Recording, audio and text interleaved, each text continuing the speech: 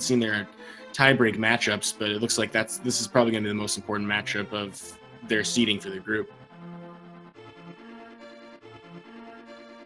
All right, looks like we are underway.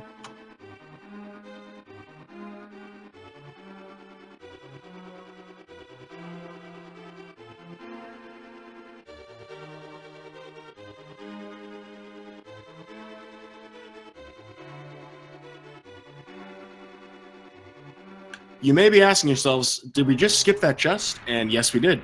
Why exactly do we do that, Oeglet?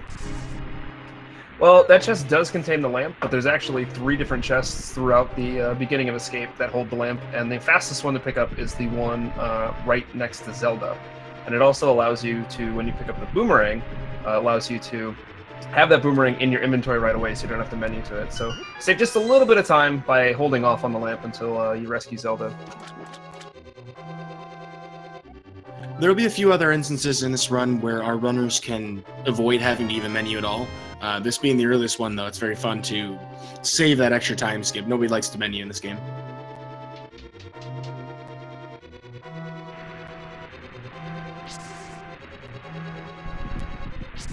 Yeah, other than that, not too much going on in the Escape. Just trying to deal with the guard luck as much as you can, you know, making those little tiny movements to get through the rooms as fast as possible, but nothing too crazy. We shouldn't see a huge split from any of the runners so far yet. With the exception of the RNG from these green guards here, we do get to see our first opportunity for a difference in strategies.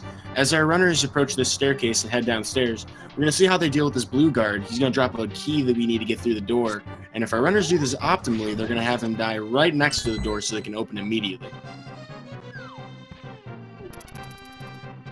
Looks like Khanster just didn't quite get the spin to poke the guard down, but the other 3 got through there very nicely.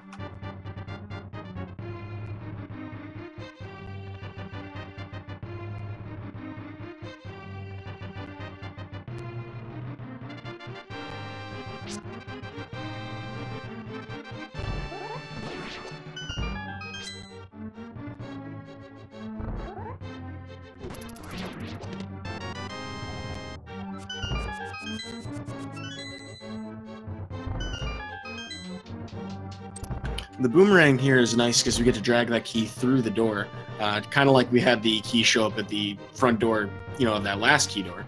As we descend these stairs, though, our runners are going to hold left or right.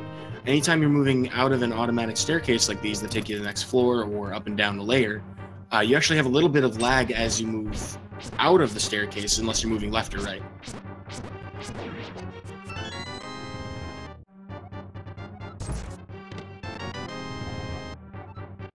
Pretty solid ball and chain guard fights for all the runners. Not too shabby.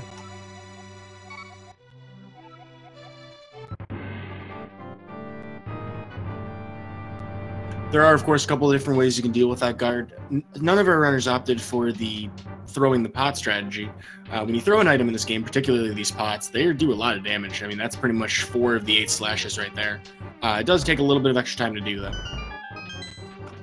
Yeah, I think it's about 1 second time loss between picking up the pot versus doing the 8 slashes. So, but all of our runners opting just to go with the 8 slashes. Some may choose to go that route if they're losing a fair amount of health as well. A lot of things our runners will do will either be the optimal strat, or it'll be an adjustment from that, basically, to be safer.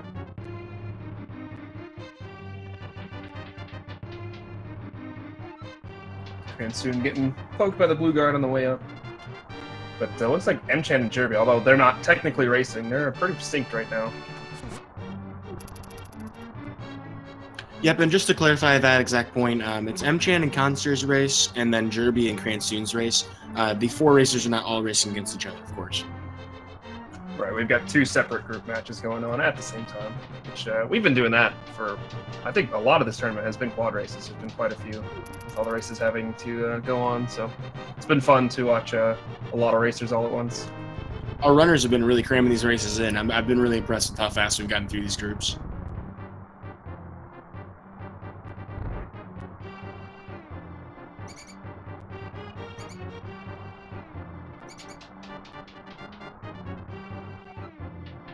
We have our first instance of really heavy RNG in this run. Depending on how these snakes move after spawning, it'll either delay our runners a little bit or they'll be able to walk right through. It looks like Jerbie had the best RNG of the group. Yeah, sometimes those ropes will just kind of give you a nice, easy path through them, and sometimes they clump together and there's really nothing you can do. So it's just kind of one of those things you have to deal with as it happens.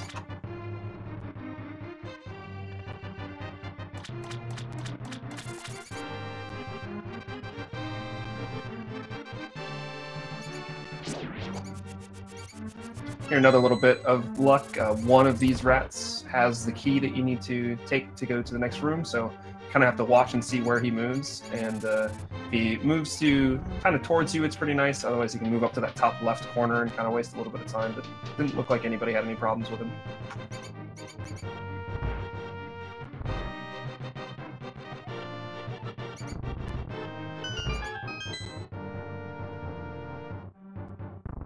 It looks like a 556 escape, both for Mchan and Jerbie. Cransoon not too far behind with a 601.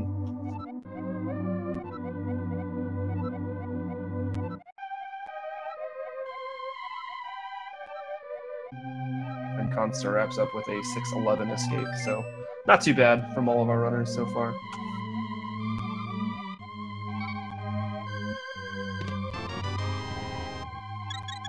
Malty in chat asking about personal bests. While we're on our way to Eastern, we have a little bit of time to talk about that. Mchan in the top left has a personal best of 1 hour and 31 minutes and 32 seconds. He's been running for 5-6 years. Makes sense.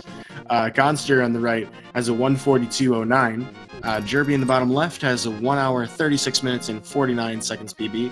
And Cransoon has is pretty much right next to Mchan with a 1:31:35.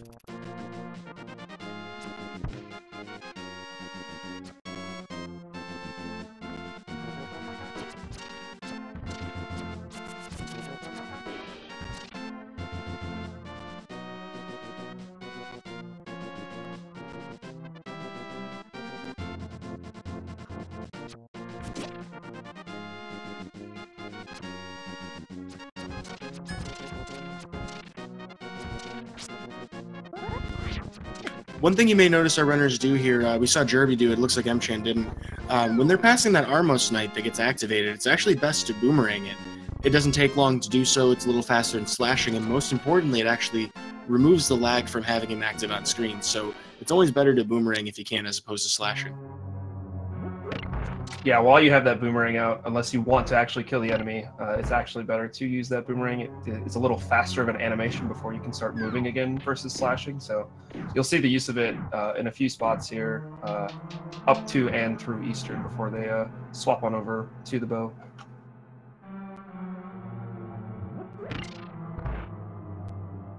All in all, we're still looking at a very tight race. Looks like we're about to walk into the Stalfos room. Muegla, but you mind explain how this one works? Sure, so there's actually 4 different Stalfos that'll spawn in this room, but by using careful movement and careful throwing of the pots, as you see Mchan do there, you can actually kill 2 of them before they even spawn, and that'll trigger the door opening animation. So it's a neat little trick that saves quite a lot of time versus having to sit through and slash through 4 Stalfos.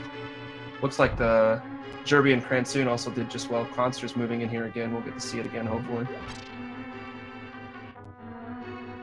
Looks like 3 of our runners have taken the safety arrows. Definitely a good strategy for a race. Yeah, through a lot of the kind of second half of Eastern, you kind of work towards getting enough arrows to deal with the Armos Knights. Arrows throughout this entire run are a really important thing to have plenty of. So there's definitely spots throughout the entire run where you'll see runners stop to pick up arrows. They might grab a random drop as well just to keep topped up on those.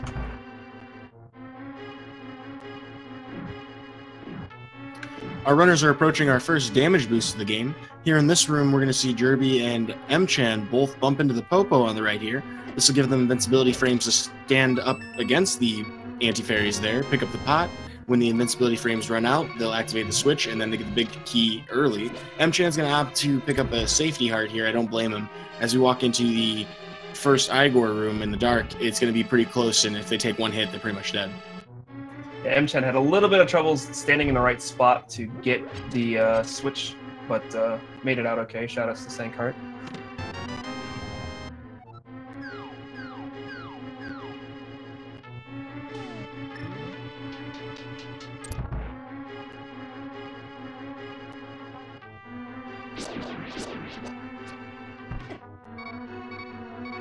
Ooh, Mchan misses the arrow on the Igor. He's gonna have to wait for it to fall asleep and wake back up, but does grab the key.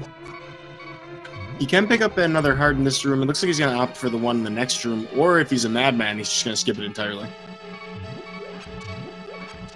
Yeah, looks like he's just gonna go. There isn't usually too many things past this room that can kill you, but definitely is a little bit nerve-wracking going through the rest of Eastern with just one heart. Because he was a little faster at that, we got to see an early look at the Zelda Gamer Room. The room with all those cannonballs, they spawn randomly, so you get a different pattern every time. You just gotta dodge it and hope you don't get hit, get that switch, and get through. Cransoon had a little bit of trouble getting the one cycle on both those red Igors. It looks like Jerbie's having a pretty solid but straightforward Armos Knight fight.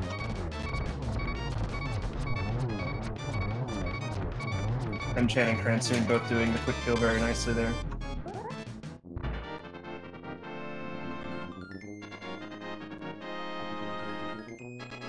Khanster walks into his fight with 26 arrows, should be in good shape. Has a bottom right setup, it looks like.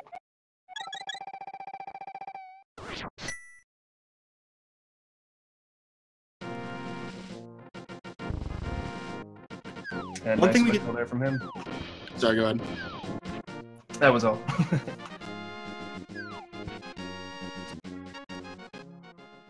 Next up, we get to see our fast shoes. Our runners will be picking these up not only just to dash and move a whole lot quicker through the overworld and everywhere in the game. This also sets us up for our first instance of super speed, or spin speed in this case. When our runners are charging up a sword spin, once they have the boots, they can cancel it with the dash on the very next frame after they release it. This puts our runners in a state called spin speed you see on Jerbie's screen, where in the walk animation, you're actually moving as fast as a dash the entire time. It lasts until you screen transition or dash. You won't be able to swipe your sword. That's one way to test to see if you have it charged. Yeah, so we'll see spin speed and a couple other different variations on super speed throughout the run. It's a very useful glitch used only in the Japanese 1.0 version of the game, which is why all of our runners are on there. It looks like we have Khanster heading up to get Sahasrara rupees, while the rest of the runners just left as soon as they got the shoes. We do need 110 rupees before we get into pod, but there's a slightly faster way to get those rupees, as we'll see from the other three runners here later on in the run.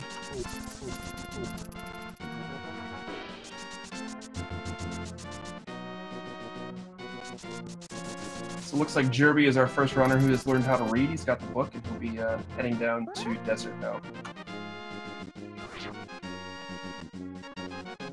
In this screen, we get a couple instances of spin speed that we can take advantage of, but they're very tight windows. If you don't get it consistently, or if you miss it once, it's usually better to just dash instead.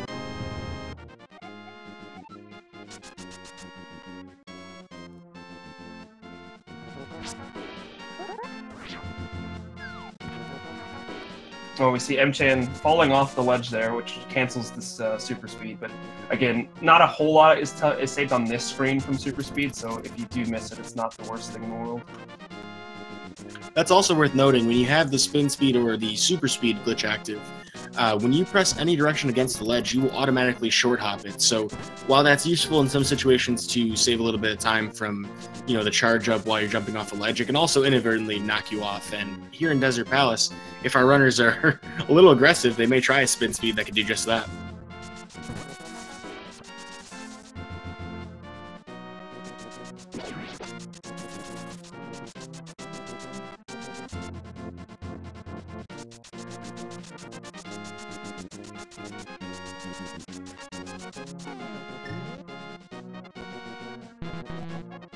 We're getting some good book spam from Mchan. You like that?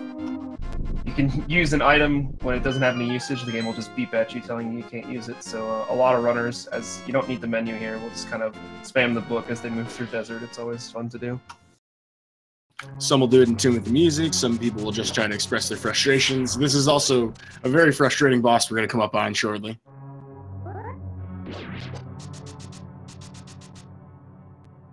So yeah, I want to ask your opinion, Wegley. What is the worst boss in this game? Man, I mean, there's some pretty. It's a tight competition, but Landmole is the one of deserts coming up. That one's definitely high on the list of worst bosses. But I mean, it's a lot of the bosses that give you luck, I think, are the ones that really infuriate people. So you got Mothula, you got Aghanim 1. Like, any of those can really just ruin a run for no reason. So it's a tough pick, I would say. I'm right there with you, though. It's the RNG that stinks the most, and I think this is probably my least favorite boss. It's the one I have the hardest time getting a fast kill on. Yeah, this is one of the bosses that getting an optimal kill is hard for runners of any caliber. You see people at all skill levels having a lot of trouble with this fight.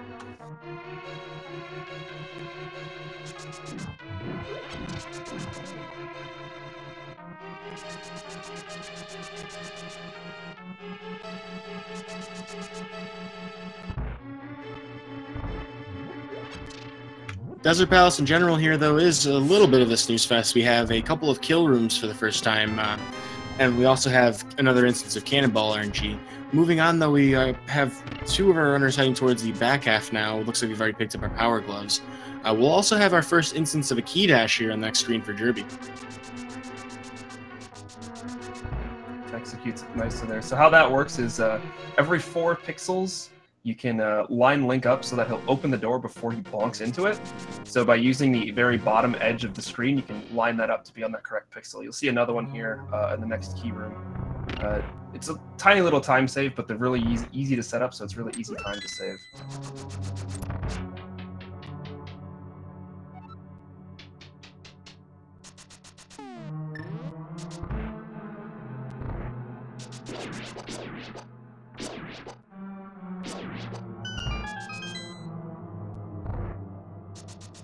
So we see Jerbie as our first one into Land Mollusk, Cransoon not far behind. In our first cycle of this fight, we're going to have all of these Lamolus worms spawn in the exact predetermined position. They do fly in random path, though, and every single aspect of this fight from here on out is random, including the length of their flight path, the direction they fly. You need to get at least 4 arrows into each one to kill them. You can do the equivalent in slashes. It takes a very long time. A very fast fight here would be about 3 cycles. What you can move 5 here, though. Mchan with a very nice first cycle there.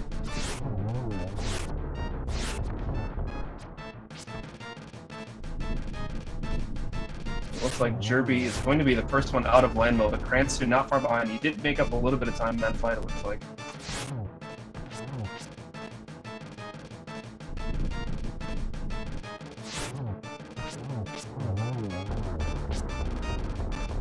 Mchan has just wrapped up land mollusk as well. Khanster is about to move into it, so.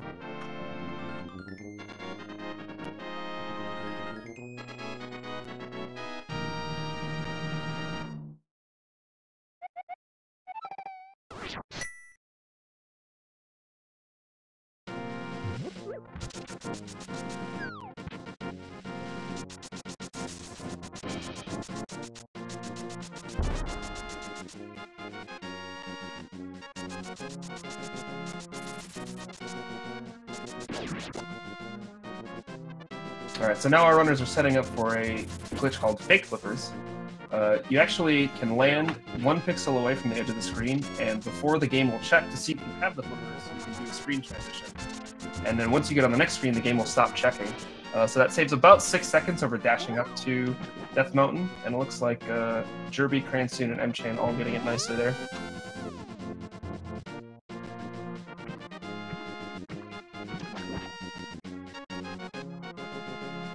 It's definitely a nervous trick to pull off. I mean, while you do save a good 6 to 8 seconds over optimal West Side Breeze, the cost of failing that Fake Flippers is very punishing. Our runners would have a glitch state that they would not be able to escape unless they save and quit. We normally don't permit that in this category, but for the sake of making a tournament enjoyable to watch and enjoyable to race, you are permitted in the group stage to save and quit and start back at Link's house, and during the elimination bracket, they have to return to the bush, basically to make sure that they haven't abused this as a death warp, essentially. Yeah, we've seen that happen. We've seen races where both runners have actually soft block on Fake Flippers, so it is a little bit of a scary trick at times, but if you swim well enough, you can make it through without having to worry about anything on that screen.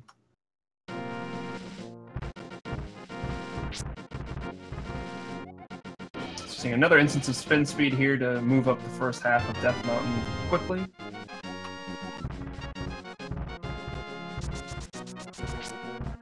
And it looks like Cransoon had made up a little bit of time over Jerbie. He's actually going to be the first one to get into Hera more than likely here. He pulls off a really nice quick warp as well. I think Jerbie got it as well.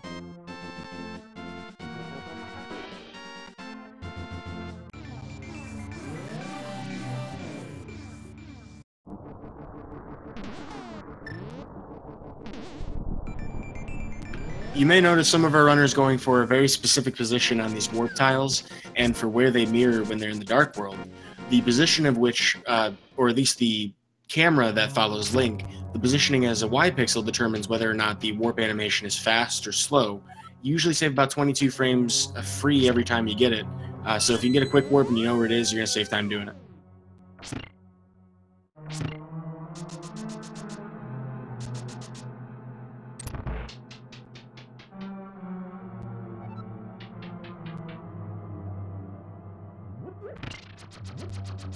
Looks like Jerbie and Cransoon just opting to kind of wait out the tile room here. We'll see if Mchan, there is a certain glitch you can, or a certain trick you can do, which kind of places you on the pegs as you hit them to go back up, and lets you just kind of stand around and not do anything. But looks like Mchan just kind of dance around the tiles as well.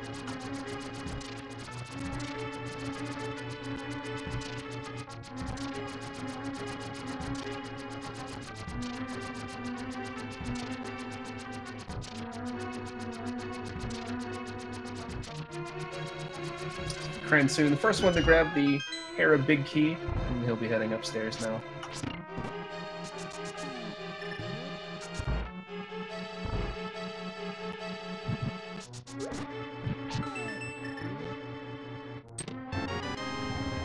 We will get to see another really nice mechanic here for the first time in this dungeon. We'll have an opportunity to do a bomb jump to save us some time getting the Moon Pearl. It looks like Cransoon will be the first one into the petting zoo. I'm sure you'll see why we named that in a moment, where we'll attempt this bomb jump.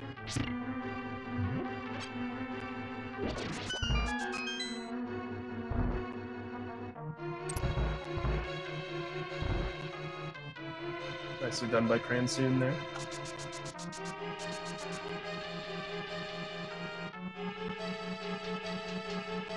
We're going to attempt that at Jerbie here. He's trying to set up his lineup so that he's close enough that he doesn't have to bonk against the wall.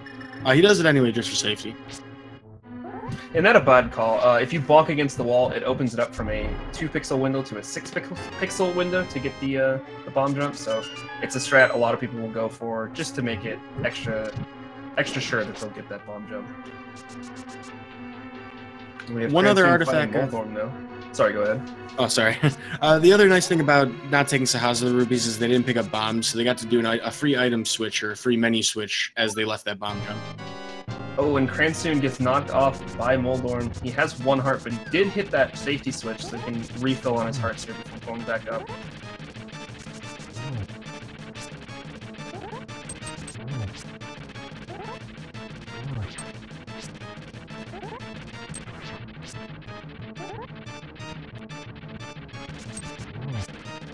And it looks like Jerbie is the first one out of Moldorm.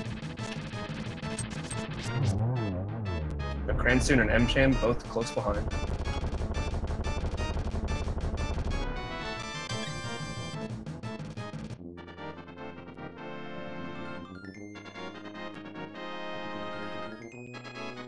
Gotta love having almost 3 runners sinking on the on the pendant. Khanster using the bonk to get that bomb dash, or bomb boost nice and easy.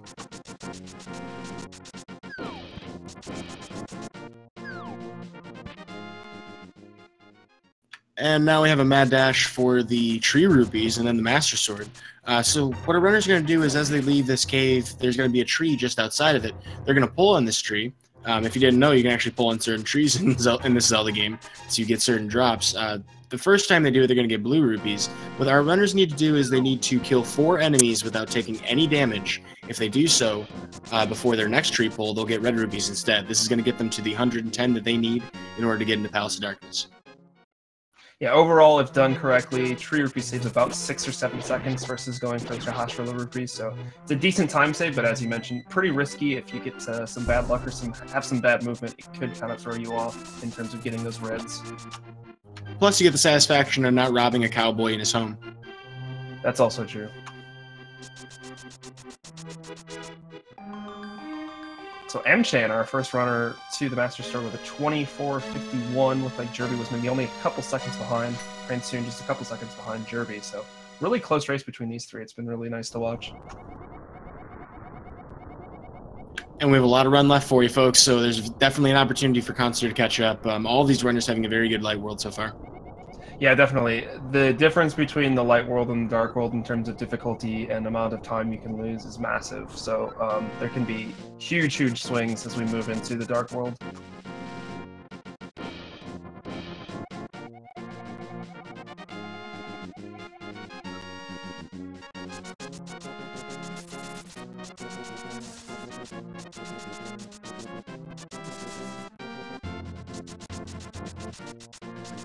Now, I believe I saw at least one runner grab Mushroom on accident on the way into Master Sword.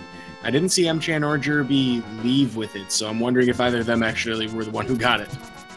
Looks like Cransoon just picked it up, so he'll be going for powder more than likely. Or maybe using it for fake powder, which is a strat I was unaware of until this tournament started, so we'll see what he decides to do with that. It's a really good backup. The only thing that I've seen that's caused any kind of backfire there is that sometimes if you're trying to give like a menu skip by using your last bomb, you'll hit the mushroom instead of the fire rod. That hurts in Meyer. Yeah. So Khanster with a 26.19 Master Sword time. As Jerbie and Mchan making their way into Hyrule Castle. This is kind of one of the more technical dungeons. There's a lot of rooms where you have to kill either a certain enemy to get a drop, or you have to kill all the enemies in order to clear it. So there's a lot of interesting tech you'll see for these runners to get to these rooms as quickly as possible. Mchan and Jerbie both with a serve it up din-din strat. I love it.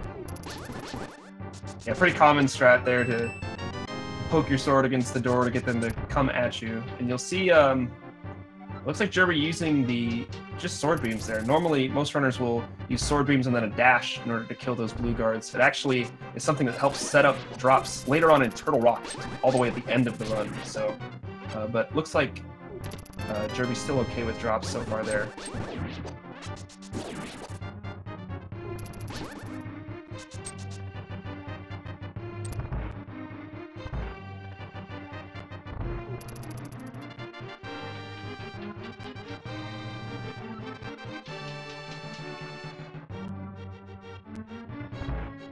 I think we need a better name for the ascent up Hyrule Castle. I think we should call it Gauntlet Junior. It kind of is in a way, yeah. It's a lot of rooms where you have to, or it's about dealing with enemies more than anything else. If you're new to the run, this is definitely a section of the run you should practice. It's very easy to lose half a minute to a minute in this approach to Aghanim, just from simply not doing the optimal strategies, by getting hit by a guard you didn't expect, or falling off one of the several ledges we'll have here.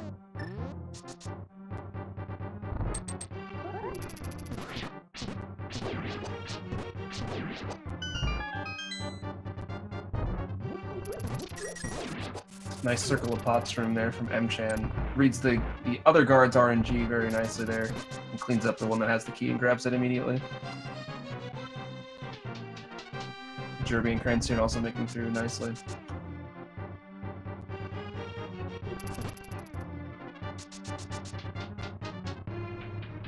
So now we're coming up on Aghanim 1, the final boss of the Light World. You want to kind of give a description of what we're going to be looking here for this fight? Well, first and foremost, Ganon Volleyball. I don't know if anybody of you ever played a Zelda game after this. Pretty much all of them have this mechanic. So we get our first instance in the series here. Aghanim 1, as we will have a rematch later on in the game, is a cycle of 5 attacks. Aghanim does for his first attack a Reflective Energy Ball, our classic volleyball. Attacks 2, 3, and 4 are a 50-50 chance of the volleyball shot or a blue ball. Jokes aside, we don't like blue balls here in this community. They are a waste of time, and our runners cannot reflect them back at Aghanim. The 5th attack is a lightning attack, and so every one of those blue ball attacks sometimes will put us in a range where we have an entire extra cycle, causing an even further that 5th attack. So we want to have as few blue balls as possible. 3 is pretty average. Our runners are hoping for less than that here. Yeah, each blue ball wastes 6 seconds. If you get another lightning cycle, that's another 6 seconds. So yeah, you're really looking for 2 at the most. Obviously, as few as you possibly can get, but it's all up to luck. There's nothing you can really do about it. Just have to hope that Aghanim doesn't troll you too hard.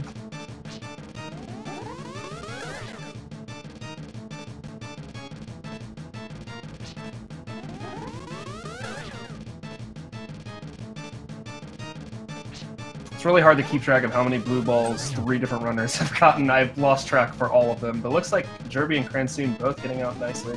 Jerbie taking a quick peek to make sure he's still in Hyrule Castle, but is now going to be moving on to the Dark World.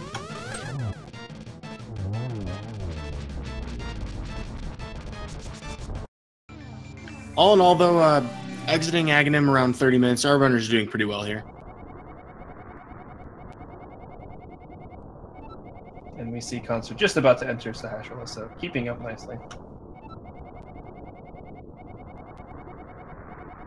Yo, shout out to Scrivo, the one person in this tournament who got 15 blue balls, and he now has a Helbasaur King command for his name for that exact feat. Congratulations. Scrivo, not only the only person to have recorded instance of 15 blue balls, he's done it twice, including just like I think a week ago was his second one.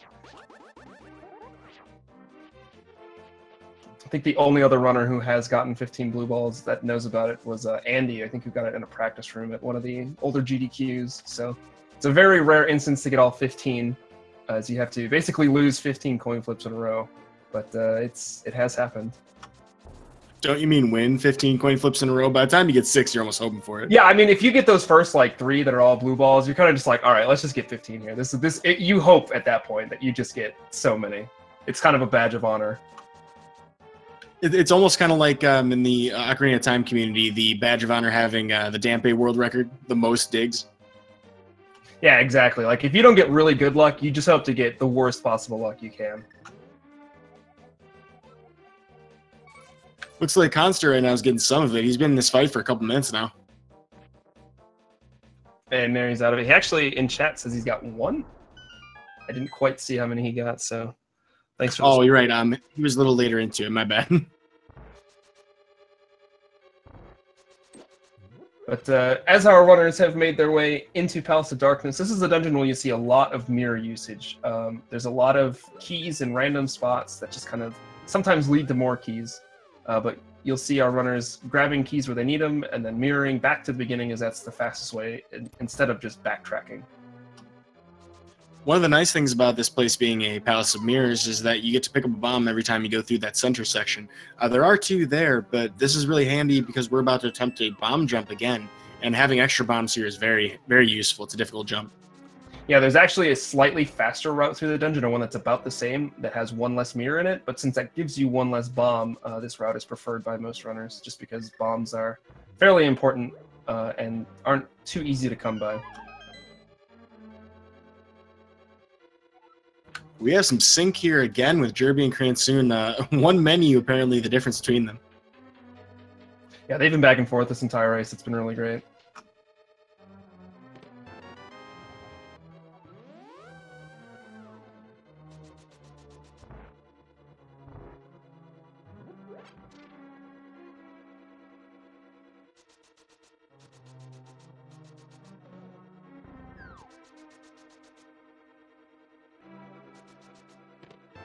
I'm excited to see this bomb jump. Our runners have to place both Link and a bomb on a perfect Y-axis pixel with timing because this bridge is about to fall out from underneath them. Let's see how our runners handle this.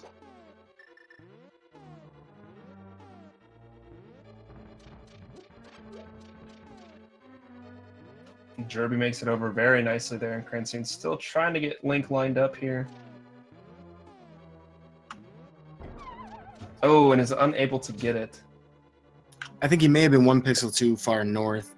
One thing that you may see our runners take advantage of is how the movement works with the animation cycle for Link as he walks. We're using pause buffering to enter a movement on the first possible frame.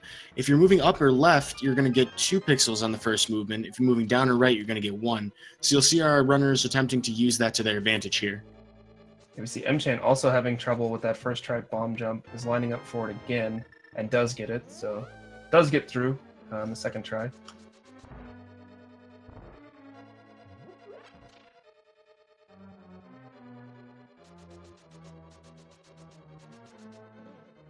So now with Hammer and Toe, they'll be moving on into the second half of the dungeon. Jerbie's in good shape because he has full health. He wants these sword beams so that he can avoid a menu as he goes down to the basement. Cransoon can pick up 3 hearts here, and I hope he will because that will save him that menu.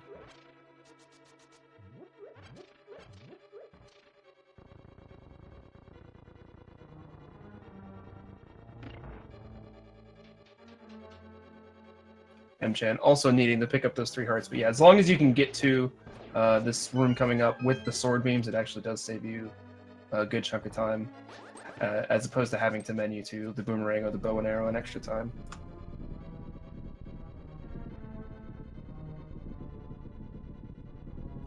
This particular bomb jump, I believe, is Japanese 1.0 only, as you do have to clip into the rail, but the other bomb jumps work just fine on any version. I may be incorrect on hammering up, but I believe hammering up is actually 1.0 only. I'm pretty sure I saw EOD text when he was running 1.2 skip it, so I'm pretty sure that is the case. Okay. And wow, Jerbie just making it through the turtle room so fast I didn't even have time to see it, so it probably went pretty well. Cransoon missing one of the 4 turtles, but has a good room as well. That room, as soon as something goes wrong, it can go sour really quickly. So it's a room that it's a little nerve-wracking, but once you get it, it's pretty good. And Mchan having a little trouble, but is making it through nicely. As Jerbie's on to Helmasaur.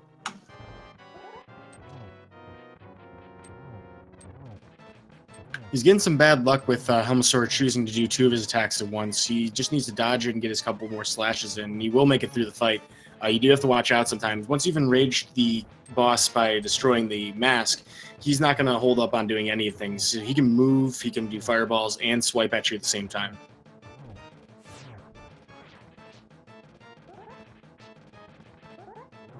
Cransoon having a little trouble getting that last hit in, but does have a good fight as well. And yeah, as soon as that mask breaks off, you're really at the mercy of what Helmasaur wants to give you, and sometimes it can just be something you just can't deal with. When we see Mchan does get through, he had 1 hit left there before taking him to death, so nicely done there. As Khanster is setting up for the bomb jump. And oh, just gets that. It looks like he had already opened the door. Did he mirror before grabbing the key? No, I believe he attempted, and then he had messed up his lineup, so he threw that bomb over instead. Oh, okay. Because I saw the big chest opened already. Maybe I was just. Oh, in that case, yeah, he probably did. I missed that as well, watching the Helmasaur fight. Yeah. So he must have accidentally mirrored before grabbing that key in the dark room, but he's moving on now.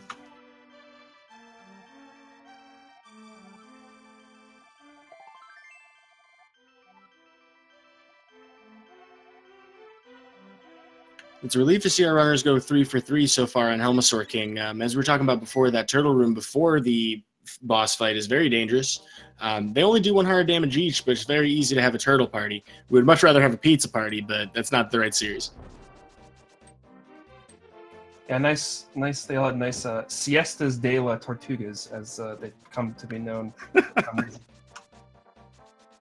But now the game is kind of opened up a little bit. The dungeons that you have to go to are kind of decided for you a little early on, but now our runners have actually an option of 3 different dungeons they can all complete right now. And the one they're going to go to next is the one that's technically labeled number 4, which is Thieves Town. And we'll kind of talk about why, the reason that they're going to this dungeon next as the race continues. But they'll be racing over to the Village of Outcasts and heading into Thieves Town very shortly here.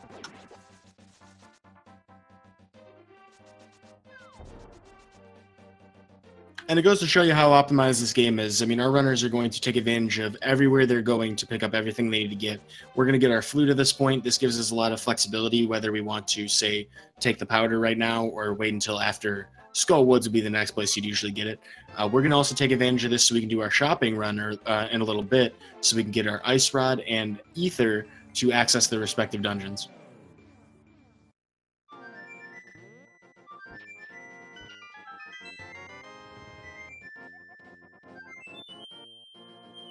As best as I can anticipate, though, I believe all of our runners will be grabbing those 2 items after this dungeon.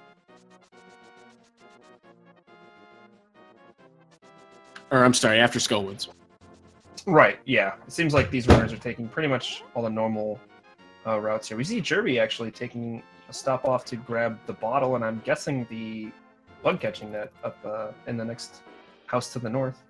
Small little safety to let you store a fairy in a bottle just in case you take an accidental death, but does lose a little bit of time over obviously not getting it. Also, say hello and goodbye to our favorite guard in Hyrule, Usain Bolt. The fastest guard, but unfortunately not quick enough for our Pegasus shoes. We've got Khanster on 1 life here in the Helmasaur fight, and is getting more fireballs. This is a pretty nervous time here for Khanster. And even more fireballs. Oh my gosh, Helmosaur is just being so mean.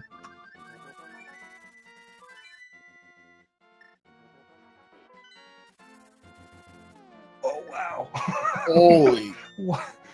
Helmosaur, please! How is he dodging these? Helmosaur will literally not stop shooting fireballs at Khanster right now. And he makes it through. Unbelievable. That was insane. That was some of the nastiest luck from Helmosaur I've ever seen. And Khanster made it through all of it with 1 heart. That's incredible. Like if that was me, I would have died 6 times already. Oh, same. Meanwhile, we see Cransoon and Jerbie both picking up the powder, which allows you to turn anti-fairies and bunny beams into regular fairies, which is a nice safety that I would say a large majority of runners get in these tournament races. I believe Mchan did skip over it, though, and it's just heading straight into Thieves Down.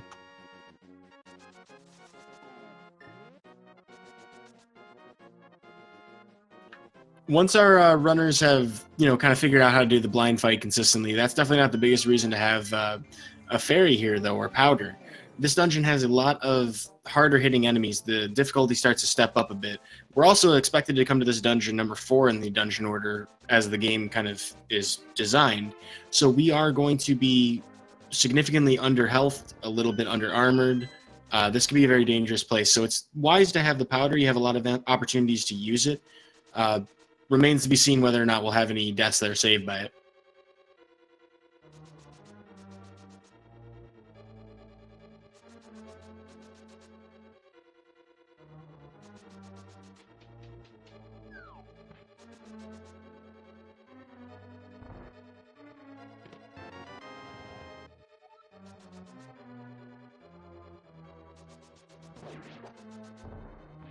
And we see Cransoon taking a bonk there and actually does get turned into a bunny. He's at 2.5 hearts, which is a little low for this early on in the dungeon. But he does have powder, so there'll be an opportunity for him to use that on an anti-fairy and get that health back, hopefully quickly here.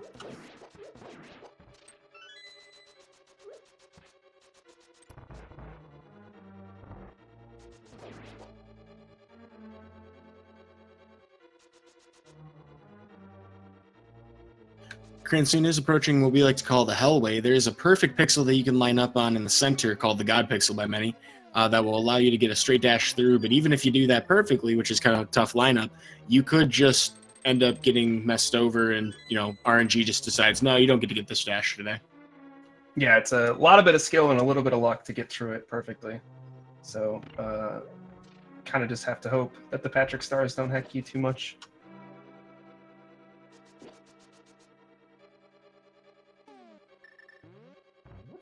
It looks like Mchan on his way down to go rescue a perfectly normal maiden that is not any sort of bad enemy at all. It's just a nice maiden hanging out in the basement.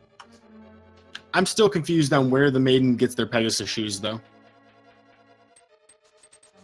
Yeah, you can dash with the maiden, you can dash with the frog, we'll see later on, but you can't dash with the old man. I don't know why they decided to do that. And the big bomb's kind of weird, too, if you were to go the gold sword and silvers route. You have to do, like, a hook dash or something in order to, or you have to hook shot with it in order to dash with it. It's kind of weird. So Mchan, our first one to the Titansmiths. One of the big reasons why you go into Thieves early is Titansmiths will allow you to get to the Tempered Sword, which obviously having a better sword as soon as you can is a good idea.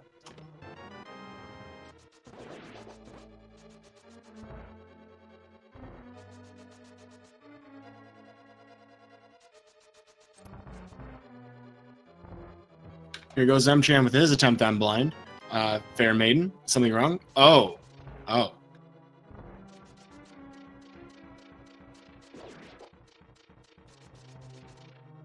One thing we'll see Mchan doing here is he's attempting to hit blind as soon as possible in every cycle. If we do this optimally and avoid most of the damage here, we can get a very fast kill. Mchan did great there. Yeah, really nice blind fight there. It's a pretty scripted fight. If you do kind of the same thing every time, it'll end up the same way every time. So not a fight that you have to worry about if you've done it enough times. One of the few respites in terms of fights here in NMG. Yeah, but exactly like Weglib said, it's going to happen the exact same time every time. The only thing that is kind of influenced by Link here is the timing of your shots or your swipes, and also the 4th fireball attack from every head will track Link's position, so where you are on the screen is important. Looks like Cransoon got as close to optimal as I've seen in this tournament. Yeah, that looks like a textbook blind right there from Cransoon. Very nice.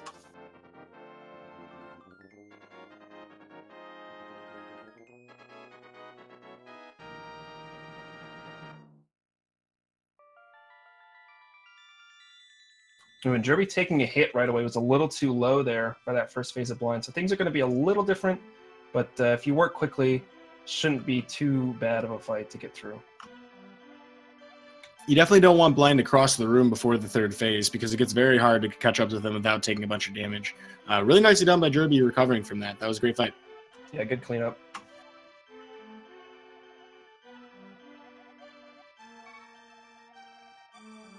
So now we see on Mchan's screen him going to pick up a frog. This frog is actually one of the swordsmiths.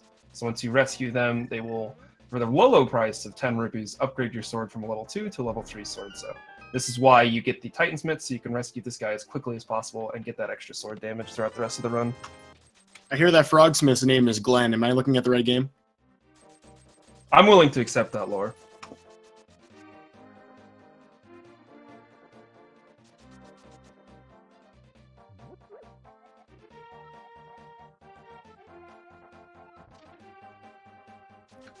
As we were talking about before, though, it's definitely great to get these Titansmiths through Thieves Town, and then, of course, the Temperate Sword, or also known as the Hot Cheeto Sword by some. This is going to really help us out with the next couple of dungeons. Even though we didn't do Swamp Palace yet, it's going to be really overpowered for us there, where we can finish the boss fight with half as many slashes. It's very useful.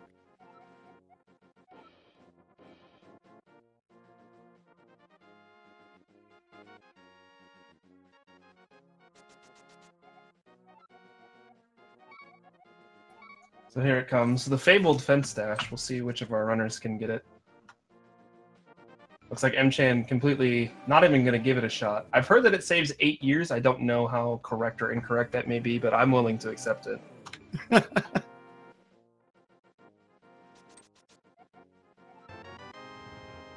All right, we can also call this the Bacon Sword. I like that name too.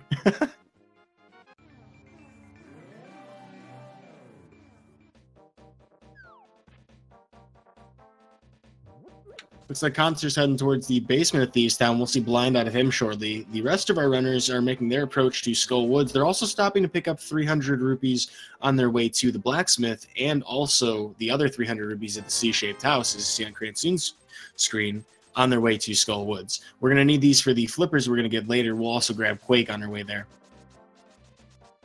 Yeah, so as kind of annoying as those first 100 rupees for Palace of Darkness can be, the 500 rupees for the flippers are very, very easy to obtain. So it's a little bit not too bad of a rupee route that you have to deal with in this category.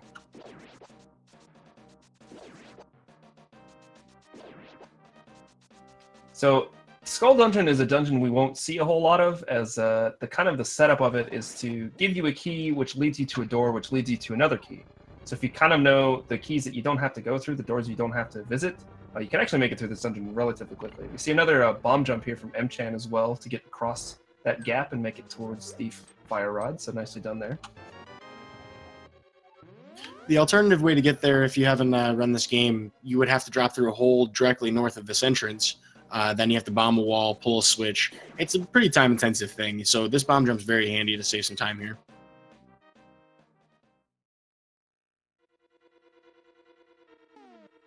You see Khanster moving into the blind fight now, and Cransoon working on the fire rod bomb jump.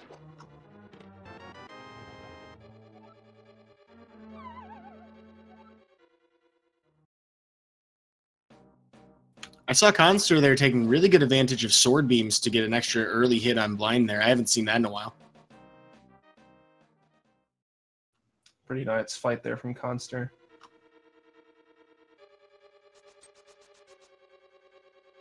Mchan here is going to give us our first look at the Hellway for the Gibdos here.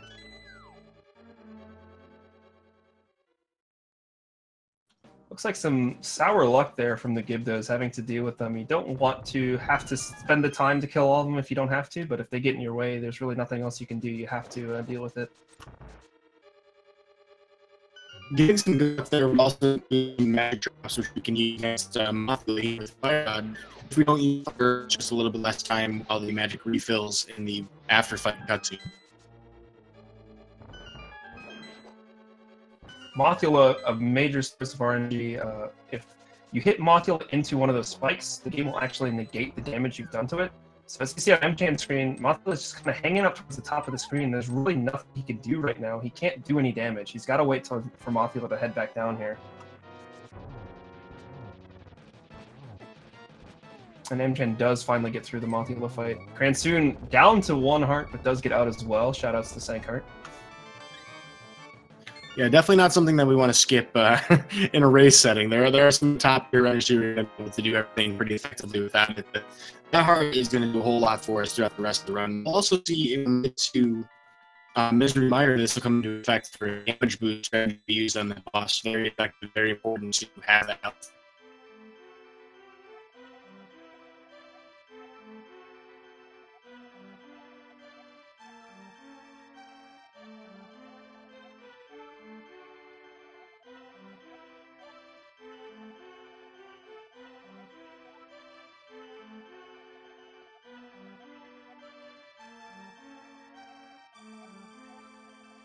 With that, we have 2 fights for Mothula down. Jerbie's walking into his. Best way we can start this is with a sword dash or a poke dash walking into the block up north. Because we can't take damage because Mothula can't take damage whenever you bump him into spikes, it'll override your damage. It's important to keep him in the center of the arena. Looks like Jerbie handled that pretty well. Had some pretty rough RNG with Mothula hanging out in the corner, but emerges victorious.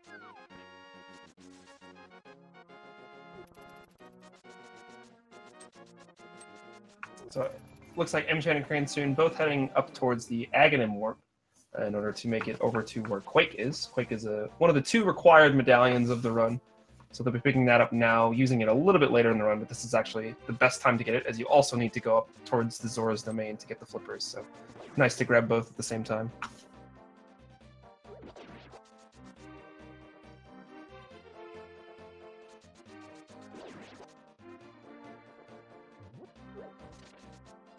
We will get an opportunity coming up here to see another quick warp. Quick warps, like we mentioned before, are based on where the camera is panned. We're going to take advantage of a very handy bonk strategy here after we throw in the rock or the bush, depending on if you're looking for a heart piece of heart underneath there, I suppose a heart refill. When we bonk against this wall, it's going to put us in perfect position to move directly northwards to pick up the quake, and then immediately mirror for a quick warp. Yeah, I actually had no idea that bonk actually was to set up the quick warp for a long time. I thought it was just something everybody did while they're waiting for the fish to pop out. I didn't realize Same. This tournament's taught me a lot.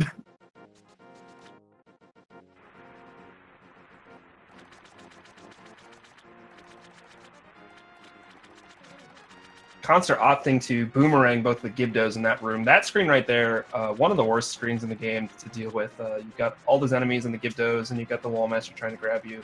While you're trying to push this slat, you slowly over to a switch. So using the boomerang there kind of takes the Gibdos out of the equation, at least makes it a little easier. As we see Mchan and Cransoon both talking to our resident monopoly holder on flippers, King Zora. I'm pretty sure he needs to like sell you a cruise and a scuba diving lesson for the price that he's offering. I mean, this is ridiculous. 500 rupees. Nobody in Hyrule can afford that.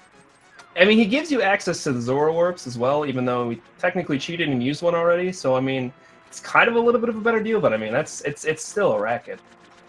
Yo, but the Link to the Past lore, we're playing in Japanese, so a lot of people who do run this game don't get the opportunity to read the English. So that is actually true. He does say that in all versions of the game.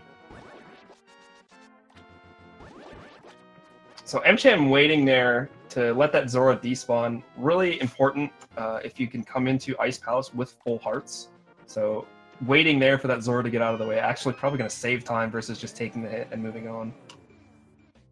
But that is going to give Cransoon the slight opening to just sneak into Ice Palace just before Mchan does.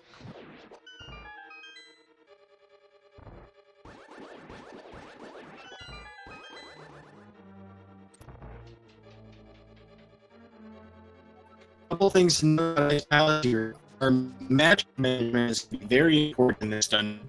For the most part, unless you're going to do these solar beam strats with full health walking into cold state, you're going to have full magic walking into that fight. So if our runners don't have enough to refill, say, by 2 small magic pots, they may actually have to mirror out of the dungeon if they don't know the alternate strat.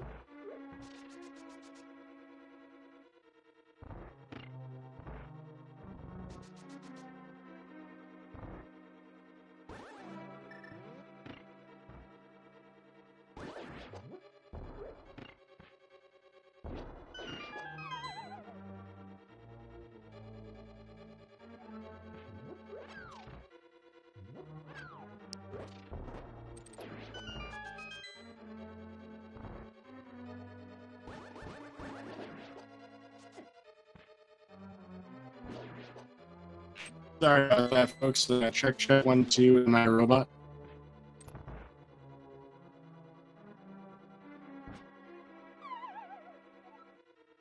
I'm going to presume for the moment that I'm not, because we have some very exciting things going on here. Mchan and Cransoon, simultaneous Ice Palace bomb jumps. Both of them went for the hammer dash. Looks like Cransoon pulled it off. They have to watch out for this fire bar, though. I think I'm back. Discord just completely dropped for me. And things like sounds like Discord having a little bit of issues right now, but hopefully we're working through them.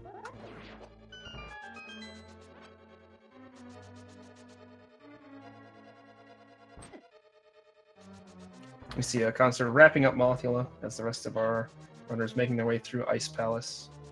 Pretty solid lonely firebar room for both Mchan and Cransoon there.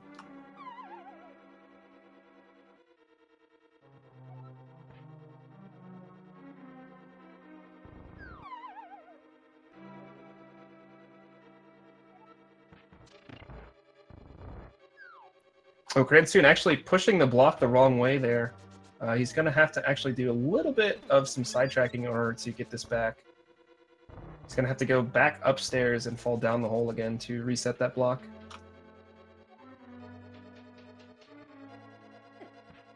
You kind of get an idea of how silly this dungeon is with the route that we go through. You actually, if you go up the locked door, so there's a ton of this dungeon that doing that bomb jump skips.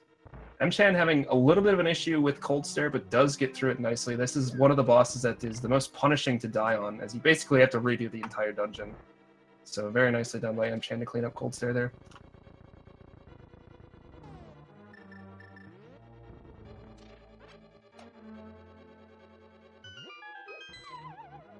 Alrighty, Chad, we're going to try this one more time. Has Skynet taken over? You sound okay on my end again, so hopefully we're okay. Okay, I was about to say I'll be back, but okay, good.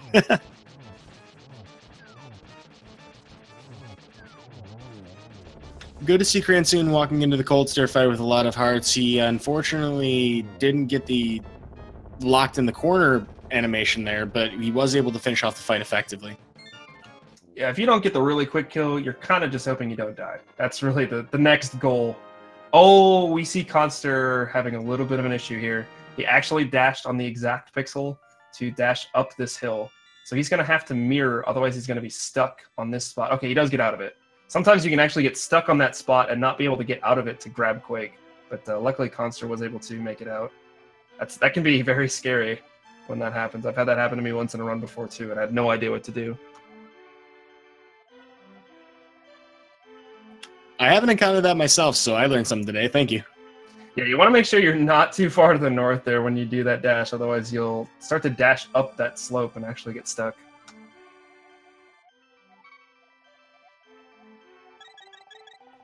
Looks like Mchan on his way to Death Mountain a second time here, off to pick up Ether, which will allow him to get into Mire a little bit later. I'm not sure if they're going to go Mire then Swamp, or if they're going to go Swamp then Mire.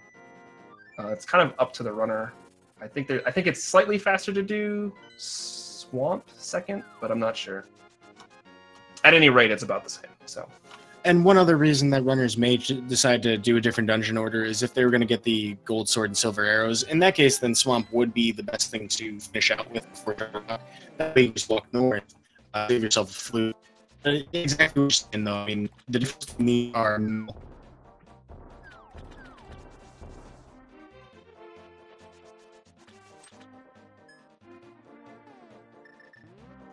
So Mchan also picking up the Ice Rod, which will be used for the boss of Turtle Rock.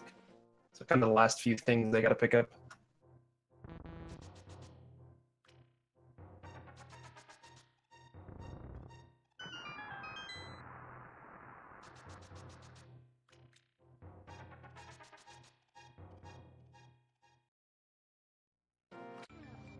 All right, we have some technical wizards in the background making things a little better. Can you guys hear me now? Looks like we've swapped over our server region for Discord, hoping that that will maybe alleviate some of the issues. I think we've done that once before, and it's worked out for us, so hopefully we'll be okay here.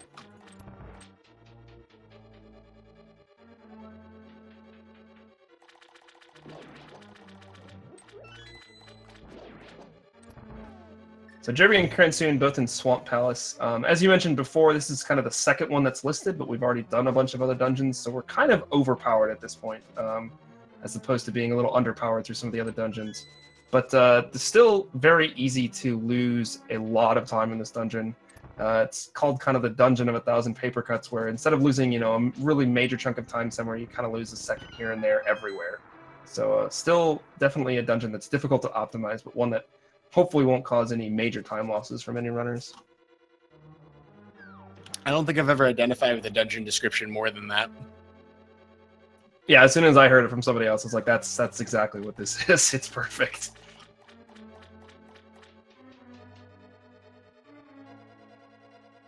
Looks like we'll get an opportunity to see our final Ice Palace Bomb jump out of Khanster. This is really important, though. I mean, to miss it, you're going to have to do pretty much the other half of the dungeon, so our runners are very much interested in getting this first try. Yeah, it looks like Khanster set that up perfectly, nice and easy.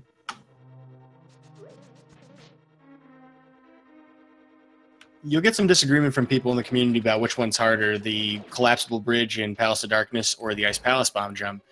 Because of the fire bar, I really think the Ice Palace Bomb jump's easier. You don't have a collapsing bridge to deal with, but opinions vary. Some people use pause buffers, some people don't.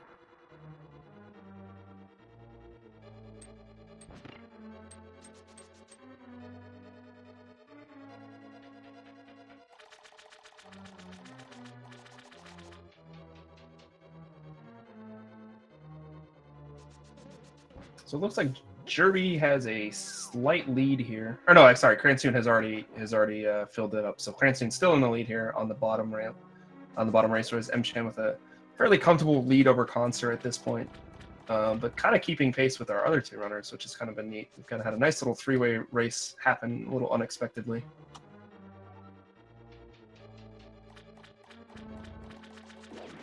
So because our runners are going to swamp first, we'll get an interesting opportunity to take advantage of the hook shot.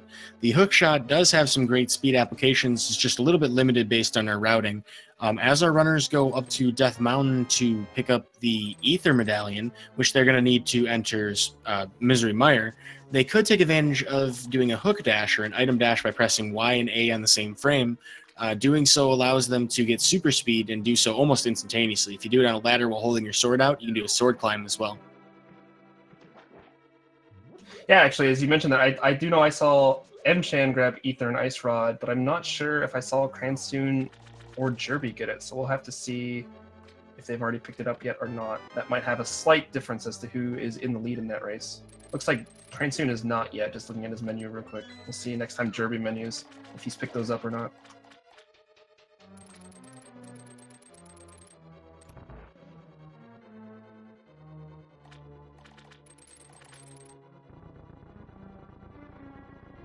Khanster making it out of Cold Stare nice and easy there.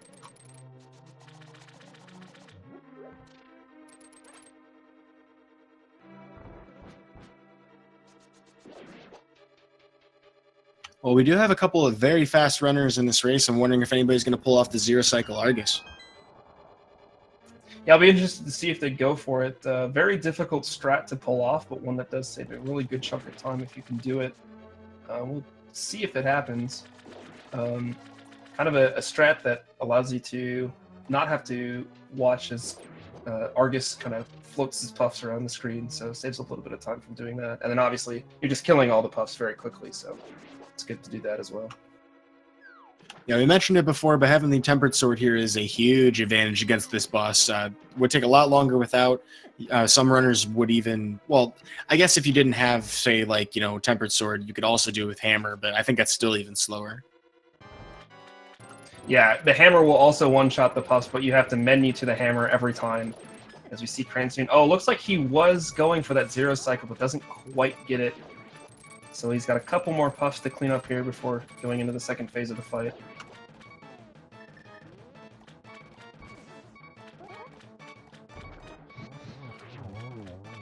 A nice second half there from Cransoon.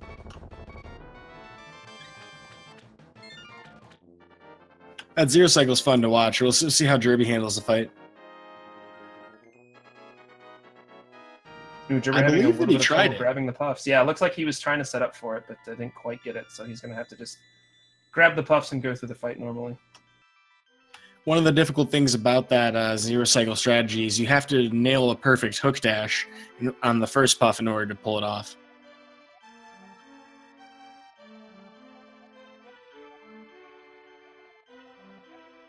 Mchan also going to, looks like, have a one-cycle Argus.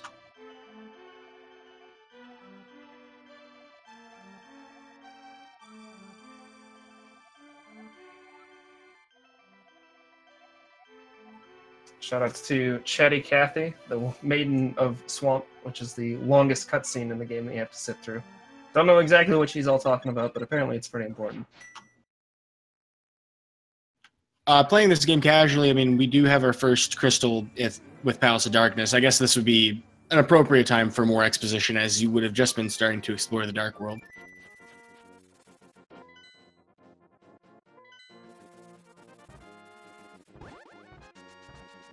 Speaking of crystals and maidens, this is the version of, of Mario where your princess is in another crystal.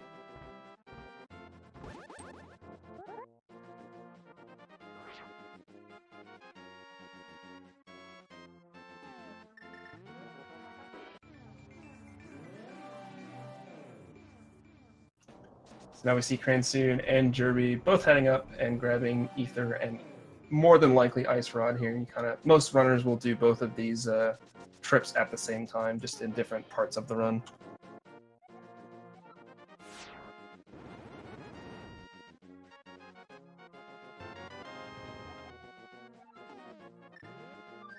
So it actually does keep Mchan in the lead slightly. He'd already picked up those things, so he's going to head straight into Mire.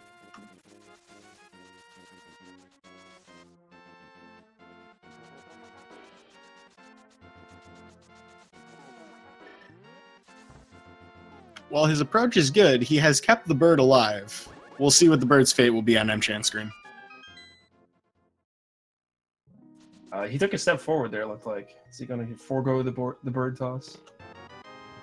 He gives the slash, the disrespect.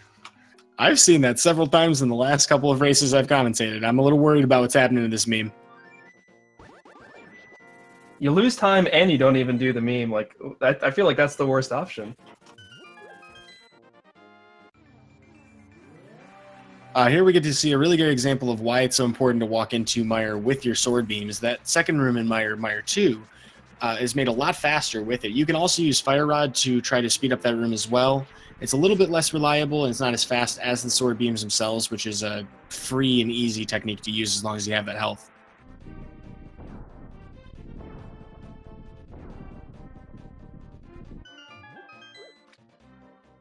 Cransoon with the hype bird toss.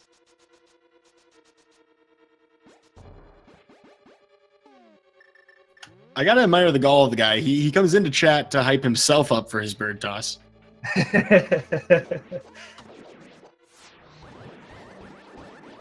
Really solid Mire 2 there from Cransoon. It's a fun room to see done well. Maybe some well-deserved hype then.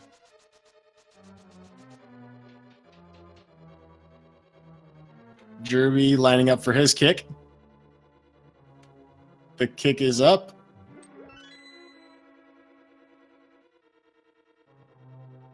And it's good!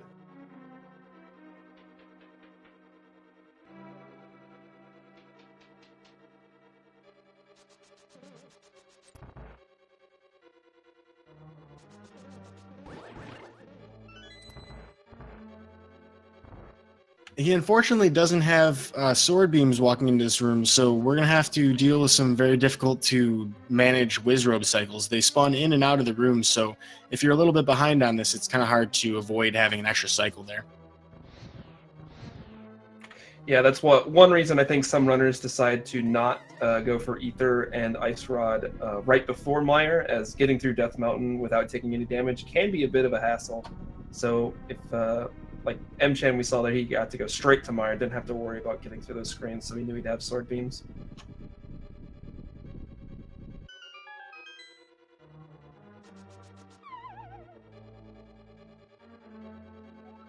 We have a little bit of a lull here. So Yankee Rocket in chat asking about how the bird toss meme came about.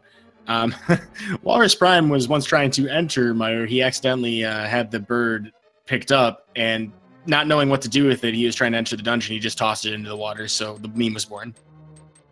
Yeah, shout out Starboy Walrus Prime. Big day. Big day.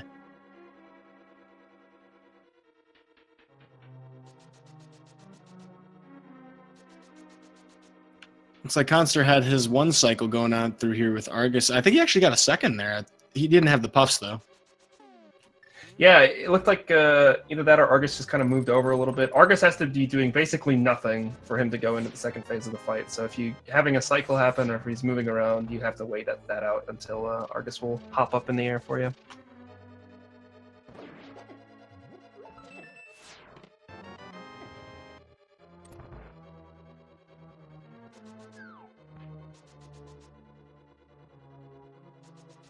In the meantime, here in Meyer, Mchan's going to have an opportunity to get a free menu.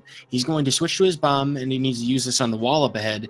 Doing so switches immediately to the fire rod, as he did not pick up the mushroom or powder earlier. He's going to use that in this switch and get through the room without having to waste that menu. Yeah, that's a neat little optimization. Love the little things like that pop up throughout the run. Yo, but how about this Vitreous fight, though? How do you think our runner's going to do here? I mean, they've been having pretty solid runs, pretty solid fights, everything. So I think we're going to see some pretty good Vitreous fights here from all of our runners.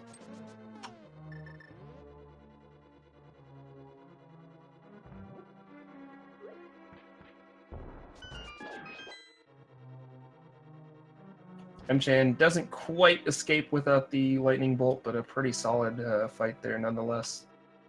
Yeah, those sword spins are really accurate. He got almost all those eyeballs in the first two passes. The ones on the right, he finished up with arrows. That's usually the way you want to do it if you have your lineup right. But if you can get it all through sword spins, you can usually get the zero cycle.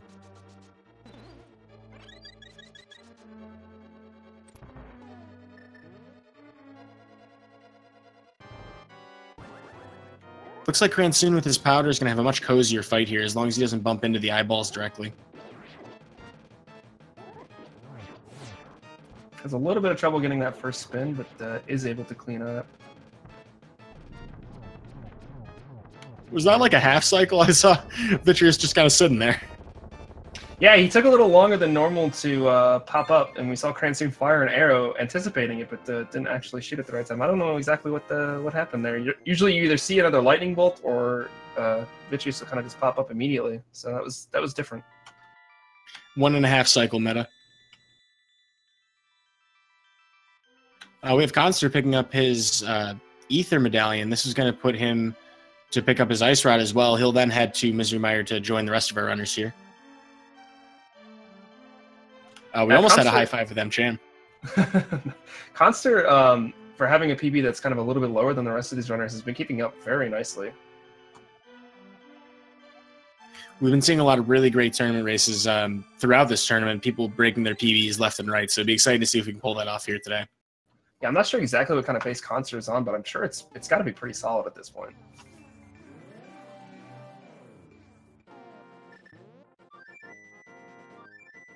Oh, with a PB at 142, I'd say this is within reach. Yeah, I think so as well.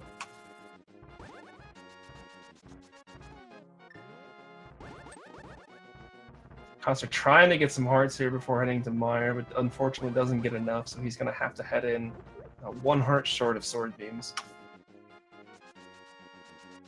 1 heart short of Sword Beams, also the name of my emo punk rock band. We have an album coming out soon.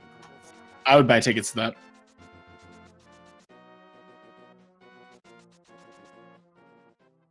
Who am I kidding? That's a great name. As I was saying, I'm like, that sounds like a band name right there.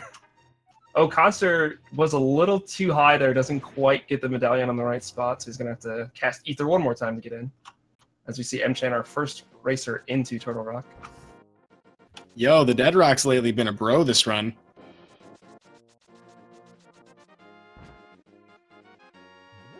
Have you seen any of these runners get Dead Rocked yet? I mean, this is phenomenal.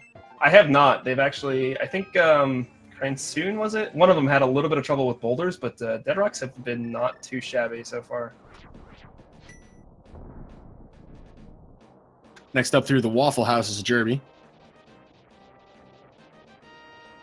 No drive-through this time. Just gonna walk in and eat our food casually.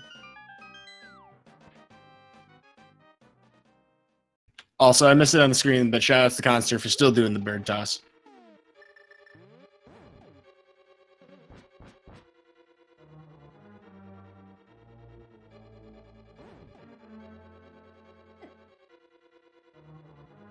If this run PBs, I'm blaming it on that, not at all on player skill.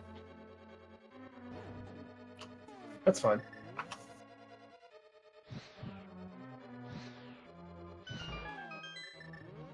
So there we see on Mchan's screen that fairy drop has actually been manipulated from the very start of the run, basically.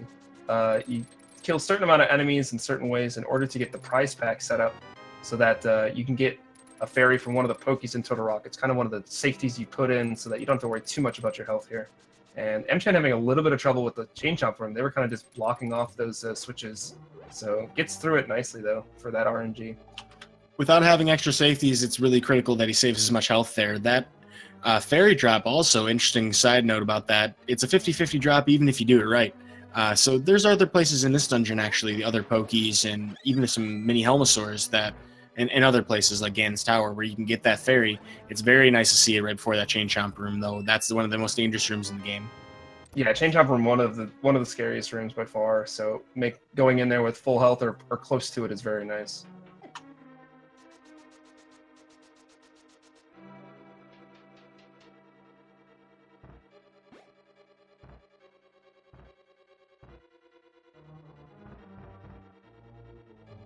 I wish I knew about the shortcut that Jerbie just used by hookshotting the torch when I was growing up. That would have saved me so much frustration. Yeah, it actually makes that room a lot less of a pain to deal with. You can light the torches right away and just get out as opposed to having to time them all. On top of that, we can use our hookshot for iframes. We see Jerbie doing this to get through the rollers. This is a very handy technique in a couple of different places. We're going to even use it in the Ganon fight in all likelihood. Yeah, it like you mentioned earlier, it's a little unfortunate that the hookshot's picked up so late in the run because it has a ton of really useful, a ton of uses throughout the run. We see a nice Poke room there from Mchan, gets some really good luck, and is able to take both of them out with just one spin. That room can go south real fast if you don't get that spin right.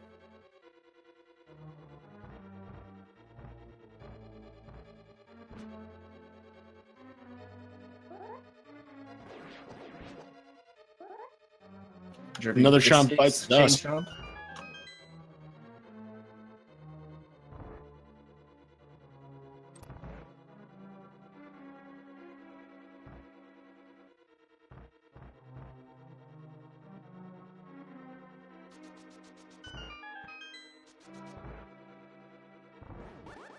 Well, we have the laser skip coming up on Mchan's screen. I wonder, Weglib, do you think that our runners are going to take the safety door coming up ahead? At this point, I think their health is all looking okay enough to where they probably will not. I think from runners of these caliber, you really only see safety door if they're a little bit lower on health and are worried. So yeah, we see Mchan with a nice laser skip there. Does not get that safety door.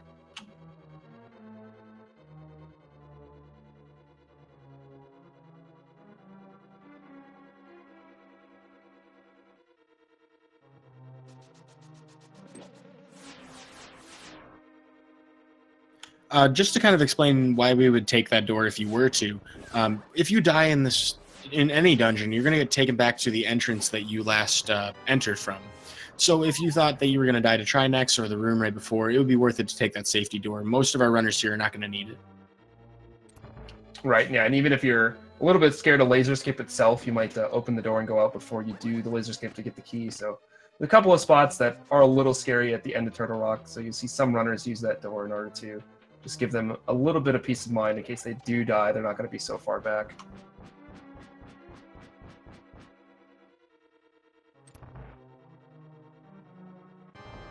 Mchan finishes phase 1 and 2 very quickly, getting probably the best fight he could out of that, with the exception of maybe getting an extra spin on the last phase. Cransoon not too far behind him, finishing up phase 1 right now. And Khanster finishes off Vitreous with his last arrow. Very nice. Oh, wow, very nice. I'm just happy he didn't switch to mirror. I'm having flashbacks from last night. Oh yeah, I've seen that from a few runners. It's never good. You get all the way through Mire, and then I guess we're playing it all again.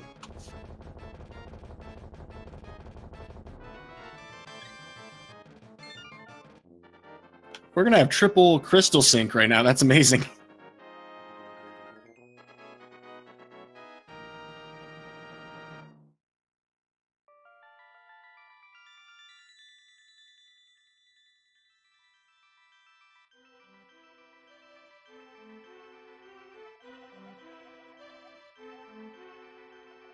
Ooh, Jerbie almost pulled off the really nice cane dash going into Trimax. That was really nice looking.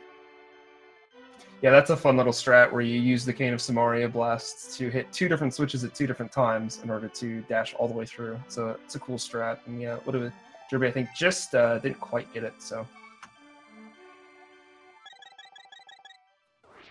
receiving word from the chat that Mchan is 2 seconds off of PB going into Ganon's Tower. So having a really great run.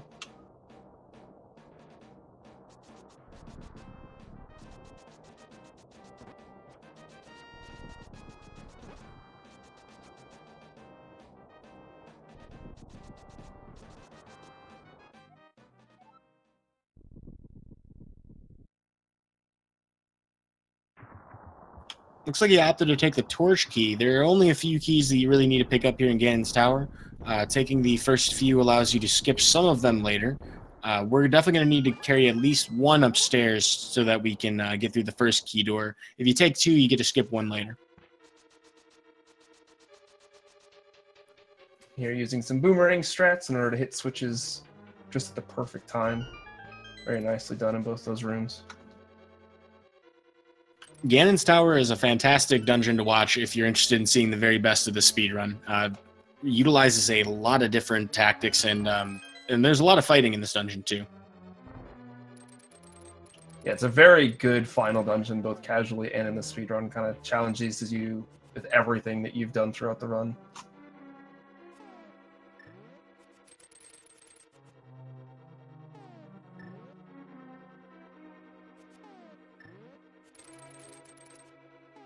Cransoon having a little bit of trouble on this second switch here. It's just going to go with the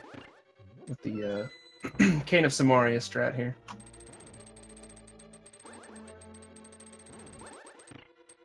You'll see he opts to use it for the crystal switch in the next room as well. We're mostly just trying to avoid any unnecessary extraneous menu switching.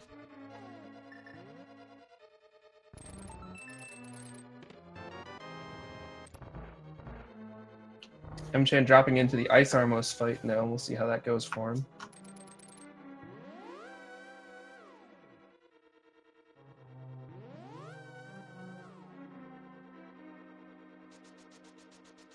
Does take a hit, but cleans it up nicely. That fight can get really scary really fast as soon as it goes off script, so good recovery there from Mchan.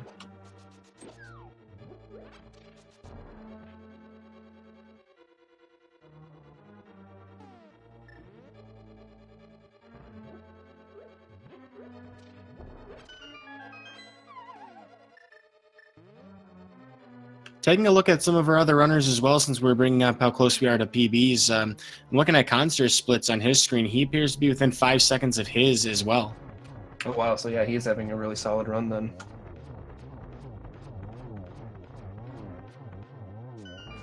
Very nice Ice Armos from Cransoon there. Jerbie opting for the hook dash strat in that second crystal room.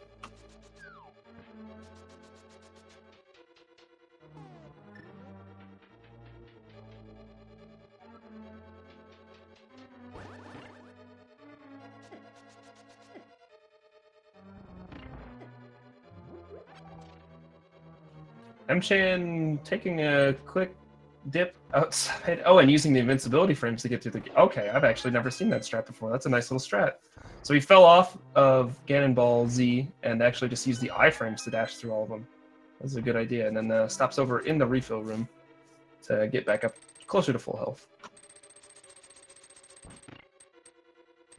You'll also notice that as he leaves that staircase, Mchan's going to fire a bow, an arrow immediately. That's always going to hit that skeleton. He only has up and down to move in that position, so we get a free kill on that.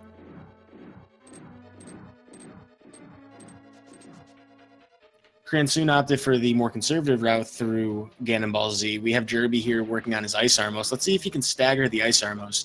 If you can prevent them from reaching their neutral position, they won't start their spinning animation throughout the room. As you can see on Jerbie's screen, this allows him to set up a little bit better for the fast kill, and in doing so, he gets to avoid the enraged phase for Armos 2, which saves him some arrows as well. Yeah, really nice fight from Jerbie. See, Mchan unfortunately did miss a shot on one of the landmosts, so he's going to have to wait a second cycle, but overall, pretty solid fight. Very nice to see him walk into Gauntlet 2 with only 3 hearts missing. That he's in a really good position right now.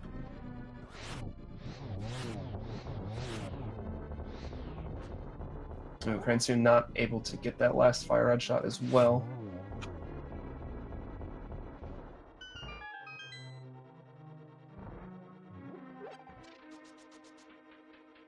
Really solid mimics too there from Jerbie. That room can be a little bit of an annoyance if it doesn't go exactly how you want it to.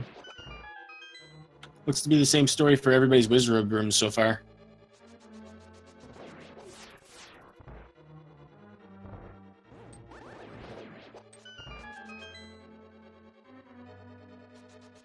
Mchan having a little bit of trouble with the torch room, but does still make it through fast enough. As we see Khanster setting up for laser skip. Looks like he is going to take that safety door you mentioned earlier, so just making extra careful that he doesn't have to go through all of Turtle Rock again should something go wrong.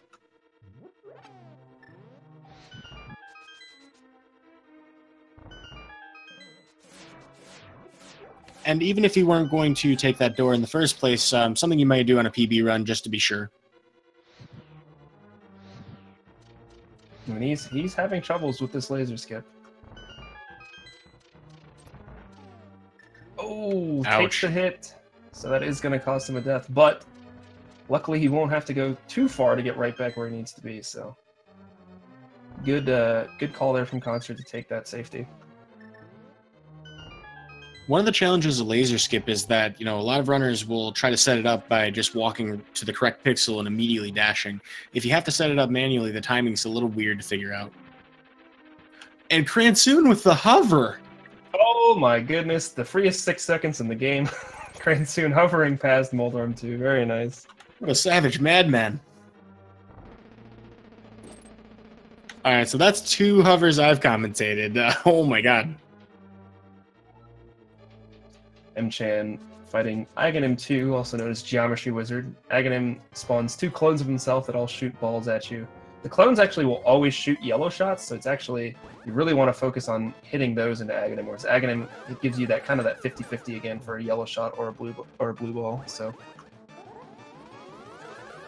Not a bad fight there from Mchan. Cransoon making his way through Aghanim 2 as well. Ooh, just misses the triple there, but 2 hits in a phase is not bad either. I believe that was 4 cycles for each of them. Pretty average fight. Yeah, that's pretty solid for both runners. Khanster wrapping up Trinex as well.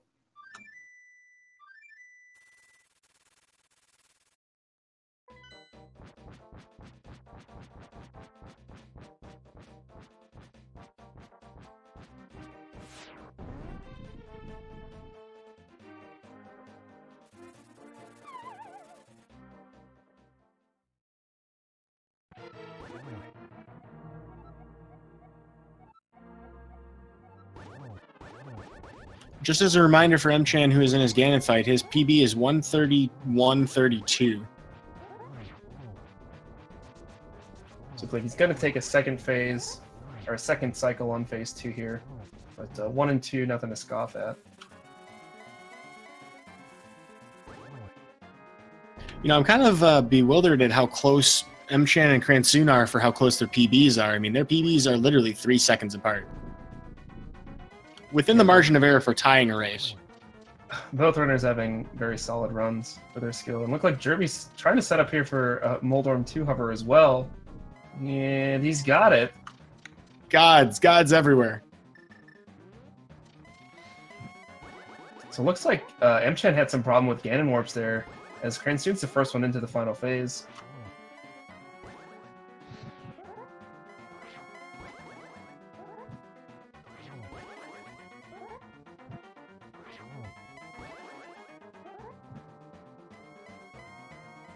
Just to properly explain what our runners are looking to do here, they need to get 12 sword spins in order to finish off phase 4 of Ganon here. We're looking for 12 hits regardless of what phase it is, except for the third phase where you only need 4. Both of our runners managed to pull off the torch glitch, which if you light that left torch before the right one goes out, the right one stays lit indefinitely. And it looks like Cransoon has finished up Ganon. Very nice run from him.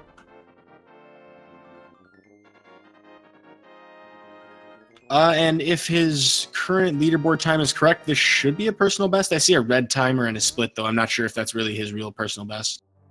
Yeah, it might not be, since, yeah, it is red. So maybe he's PB'd since then, just hasn't submitted it yet. And Mchan also finishing up Ganon as well. I've got a 131.24 from Speed Racing TV for Cransoon and a 131.49 for Mchan. So GG to both runners. GG, folks. Those are nice, really nice runs out of both of them. Hopefully, we'll be able to get them into the commentary channel for a post-race interview. It'll be exciting to see what they have to think about that race. In the meantime, behind Cransoon, not far behind, is Jerbie with his Ganon fight right now. He is finishing up phase 1 and walking into phase 2. He needs 12 slashes in order to get this advance to phase 3. He's got to watch out for these fire bats. It appears we are joined by Mchan. Congratulations, nice race. Yeah, thank you. Oh man, I was like really nervous throughout the whole run. Yeah, we got word, I think, just before you entered Ganon's Tower, just before you got out of Turtle Rock, that you were only about 2 seconds off your PB, so really nice run. Yeah, I took too much damage, unfortunately, in Ganon's Tower, so that to a point where if I didn't grab those fairies, I probably would have died to either later in the tower or to the Ganon fight itself. Right, yeah, we saw you opt for that safety, yeah. Yeah, otherwise that probably would have been PB by barely. Well, it's amazing to get so close to your PB in a tournament race setting. I mean, in front of a large audience, it's fantastic to pull that off. You know, it speaks to your consistency. And it looks like we're joined by Cransoon as well. Same to you. Fantastic race. Hello, thank you.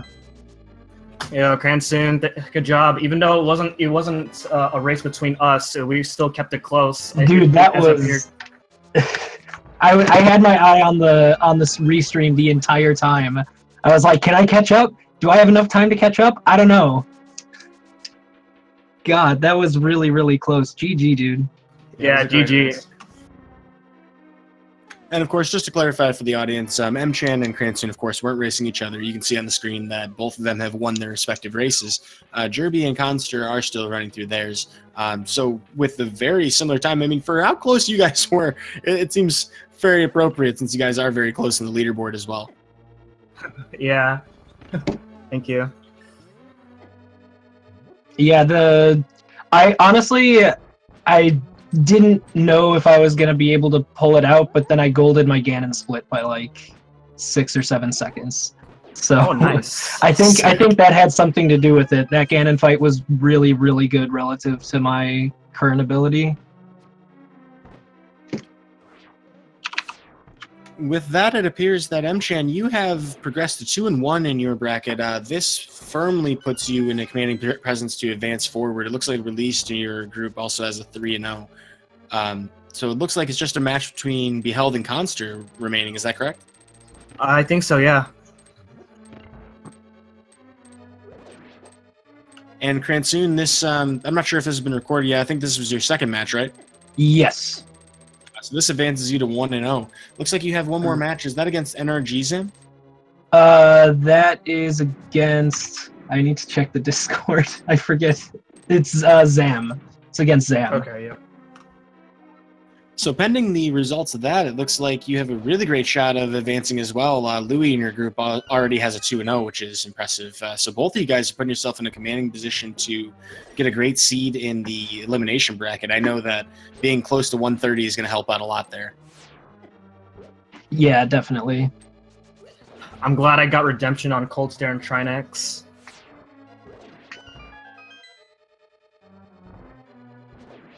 We've also got Jerbie finishing up. Looks like Speed Racing TV has him at a 1:34.35, so GG to Jerbie as well. We'll see if he will. Oh, nice. That is a good time. Are the leaderboards accurate for his PB? Because if I'm not mistaken, that's like a 2-minute PB or something, according to the leaderboard at least. If that's an actual PB, then that's really good. Because I checked earlier today. I was like, I wonder what's Jerbie's time? What mentality do I need to have? That's one reason I was like, the whole time I was just playing it safe. Because according to the leaderboard, he had a 136. So I was like, okay, my best strategy right now is to not die, basically. As long as I don't die, I have a pretty good shot. And so that's why, for the ball and chain guard, I used a pot because I just didn't want to die to ball and chain guard. And so that was kind of my overarching strategy throughout the whole thing. Oh, we're getting word here that I actually almost died against Mothula. So, I don't know, something about Moth in the fight, it went really wrong, and, I was just dodging all the spikes everywhere, and I just played the entire fight really slowly because I had 2 hearts. Yeah, it looked like you were having a little bit of trouble there cleaning up Mothula, but you did get through it nicely. So, yeah, we got a 13-second PB from Jerbie, so very nicely done there. Oh, nice. Tournament PBs left and right in this tournament.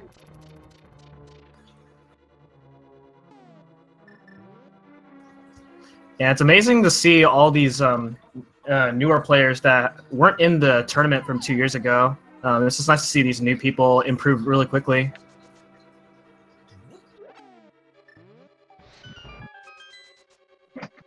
Yeah, definitely. I mean, I think last time there was an NMG tournament, I don't think I was even playing Link to the Past at all.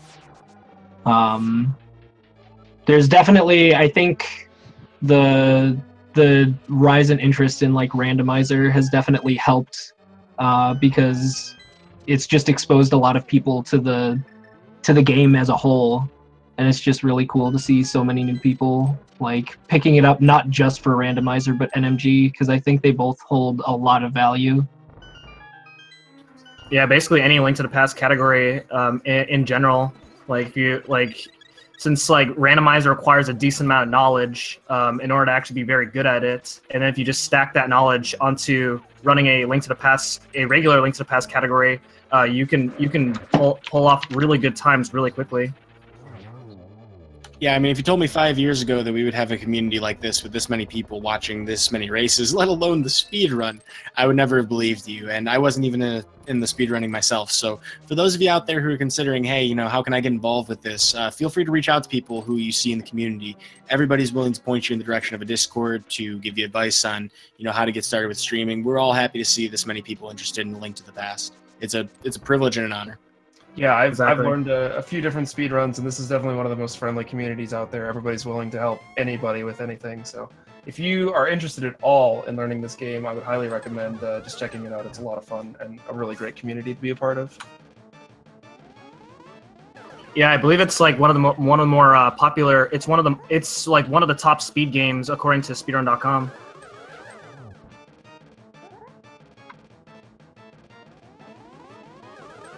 See Khanster dealing with some kind of iffy patterns here on Agadan 2. We'll see how well he can handle them.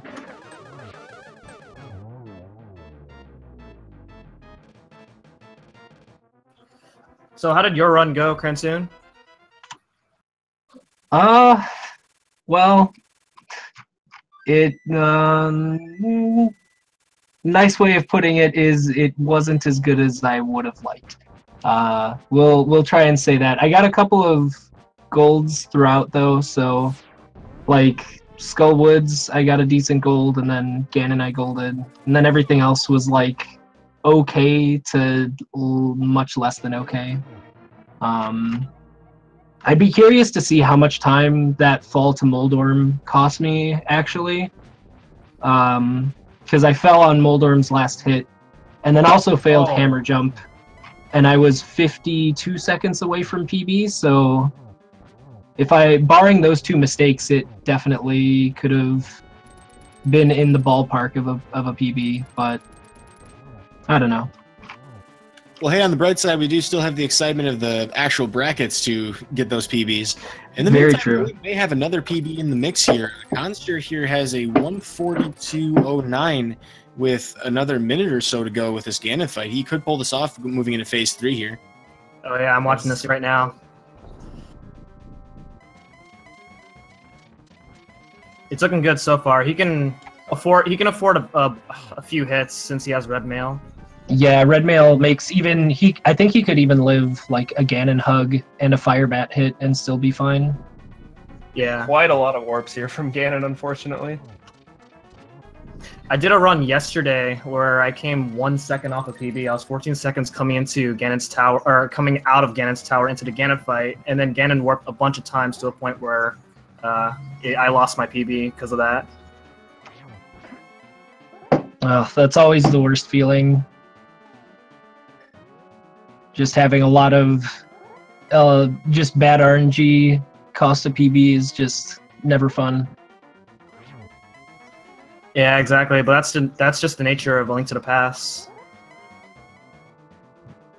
For what it's worth, we get to avoid a lot of the RNG that many other games have. I mean, we have a pretty limited set of things that really are RNG in this game. So many things are controllable. So I feel grateful to be running this kind of game as opposed to something that is just an RNG crapshoot.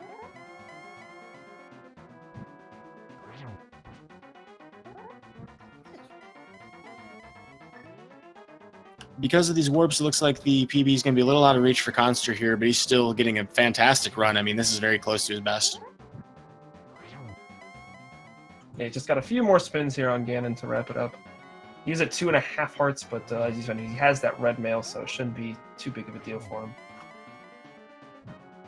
For the newer runners out there, something to keep in mind here is that without that red mail, Khanster would be dead right now, and this would cost him quite a lot more time. So with that, he wraps it up. Definitely looks like it was a good decision to pick up the red mail.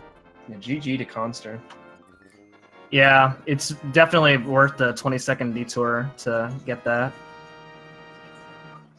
And it looks like Speed Gaming has him at a 143.05, so just slightly less than a minute off of his PB, so very nice run. I think that puts almost everybody within a minute. Good Lord, that was a great race from everybody all around. Yeah, great job. Yeah, definitely. We may have a couple of minutes to get him into an interview. Let's see if we can race him in the comms. Yeah, we do have another race coming up at the top of the hours, but so we have a little bit of time before that one gets kicked off. We'll see if we can get Khanster in here.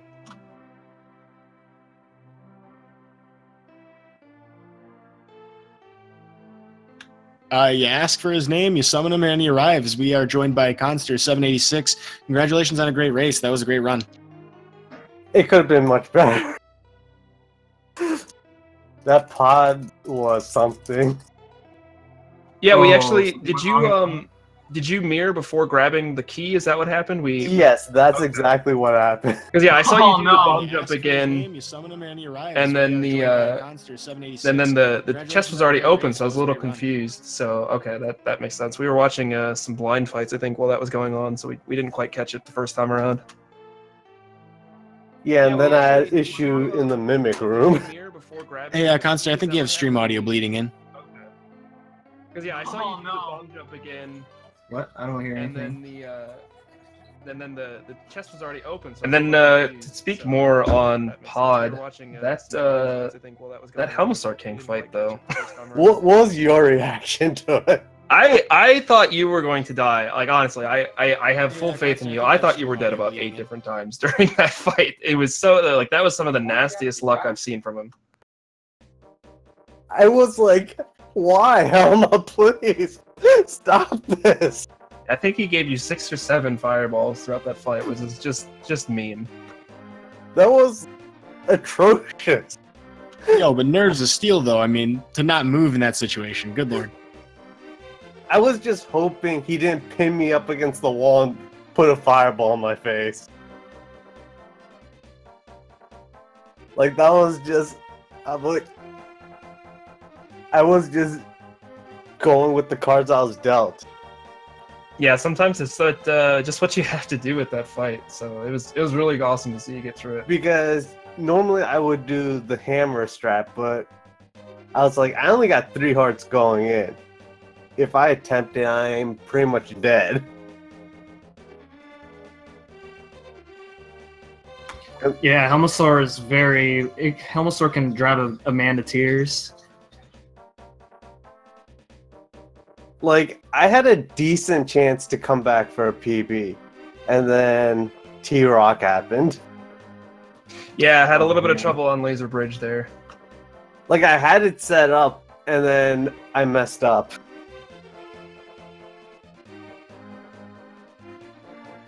Well, so as Weglib mentioned, we are looking at another race coming up at the top of the hour. We're going to have Gerdo against Magus. We'll have Cransoon actually is going to be commentating for that. Props to you for doing that right after a race, alongside Ben Teasy. Later on tonight, not sure exactly which channel it'll be, we have another quad with Zero Rush against Lyra, with Cole Thor the Barbarian against Solitas. That'll be at 10 p.m. And then that'll be it for Sunday's races. We will also have a lot of other things going on in the speed gaming channels. I don't have that schedule up just yet, but this will be moving directly into another match, so plenty more Link to the Past to watch for you folks. Before we get things ready for the next race, folks, do we have any last words to share with the audience?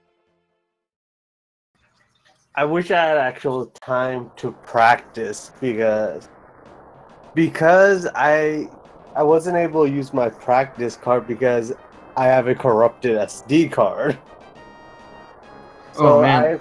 So I have to send it off to the manufacturer to get it replaced. So I just haven't had time to practice, and I'm like, I don't have a free SD card.